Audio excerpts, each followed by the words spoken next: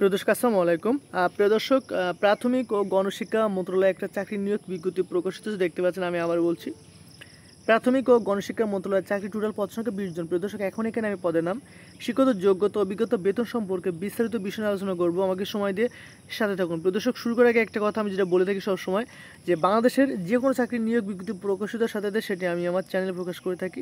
তো আপনি যদি ঘরে বসে যে কোনো চাকরি নিয়োগ বিজ্ঞপ্তি পেতে পারেন, সেজন্য অবশ্যই আমার চ্যানেলটি সাবস্ক্রাইব করে পাশে থাকতে হবে। প্রিয় দর্শক, শুরু করছি। দেখেন, এখানে প্রথমে যে পদটা দেখেন, আমার প্রথম যে পদটা বিশেষজ্ঞ, এই পদে আপনাকে প্রতি মাসে বেতন দেবে ৬৭,০১০ টাকা, লোক নেবে 4 জন। এবং এই পদটার জন্য যে শিক্ষাগত যোগ্যতা এবং অভিজ্ঞতা চাওয়া হয়েছে সেটা হচ্ছে দ্বিতীয় শ্রেণী বা সমমানের সিজিপিএতে 4 বছর মেয়াদি স্নাতক সম্মান ডিগ্রি সহ দ্বিতীয় শ্রেণী বা সমমানের জিপিএতে M.Ed ডিগ্রি নবম বা তদুর্ধ গ্রেডের পদে 7 বছরের চাকরির অভিজ্ঞতা, স্বীকৃত জার্নালে শিক্ষা বিষয়ক 2টি গবেষণা প্রকাশনা। প্রিয় দর্শক, আমার 2 নম্বর যে পদটা দেখেন, আমি এখন 2 নম্বর পদ সম্পর্কে আলোচনা করব, যে প্রোগ্রামার। এই পদেও আপনাকে বেতন দেবে প্রতি মাসে ৬৭,০১০ টাকা, লোক নেবে 1 জন।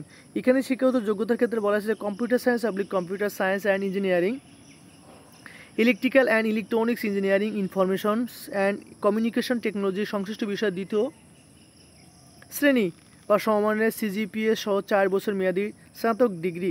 এখানে সিনিয়র কম্পিউটার অপারেটর সহকারী প্রোগ্রামার সহকারী রক্ষণাবেক্ষণ প্রকৌশলী হিসেবে 4 বছরের চাকরি। প্রিয় দর্শক, আমার 2টা পদ অলরেডি শেষ। আমি এখন 3 নম্বর পদ সম্পর্কে কথা বলবো, সেটা হচ্ছে সহকারী বিশেষজ্ঞ।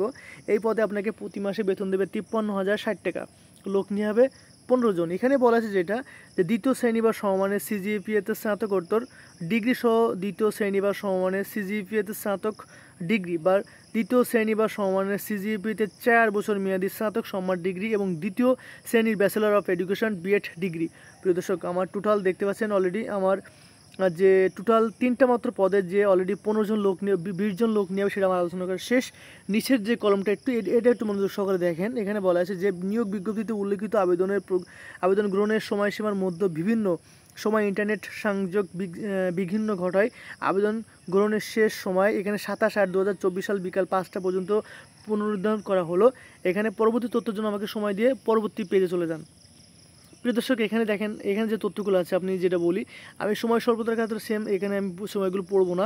আপনারা অবশ্যই এ টু জেড যে সকল তথ্য চাচ্ছে, তথ্যগুলো আপনার মনোযোগ সহকারে পড়বেন এবং যা চাচ্ছে সকল তথ্য এখানে দেওয়া আছে, আপনার সেই তথ্য অনুযায়ী আবেদনটা করবেন।